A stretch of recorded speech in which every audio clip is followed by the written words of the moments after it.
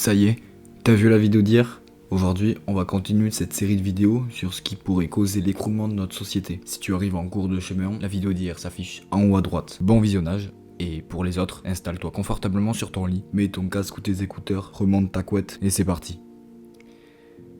Ouais, tu me diras sûrement que hier, j'ai justement parlé de la richesse des gens et aujourd'hui je me foule pas trop. T'as pas tort. Mais en fait, dans un monde comme le nôtre, les gens n'apprécient ni les trop riches, ni les trop pauvres. En fait, seulement les extrêmes. En politique, en contact social, en capital, en richesse, etc., etc. Les personnes pauvres qui vivent en dessous du seuil de pauvreté, c'est-à-dire environ 1000 euros, sont définies comme pauvres en France. On est sûrement un des pays les mieux lotis en termes de seuil de pauvreté dans le monde. Mais revenons à nos moutons, les personnes pauvres sont définies pour la plupart comme des profiteurs du système de la France.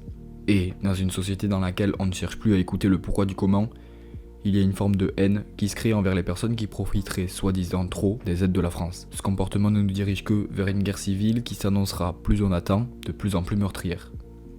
On n'a qu'à voir la violence des combats lors de la crise des Gilets jaunes pour se rendre compte à quel point les combats et la haine est rude.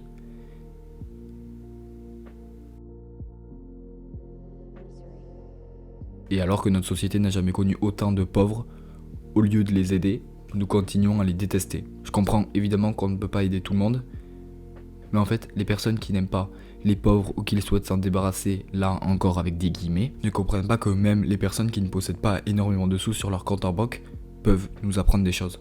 L'idée reçue sur ces personnes est que comme ils n'ont pas d'aisance financière, ils ne font pas l'histoire car ils n'ont pas d'histoire. Et donc, ils n'ont rien à nous apprendre de notre société. Notre société n'est basée que sur un pilier principal, comme je l'ai dit dans une autre vidéo. Donc, les personnes qui ne cochent pas ce critère seront éloignées le plus rapidement possible des autres.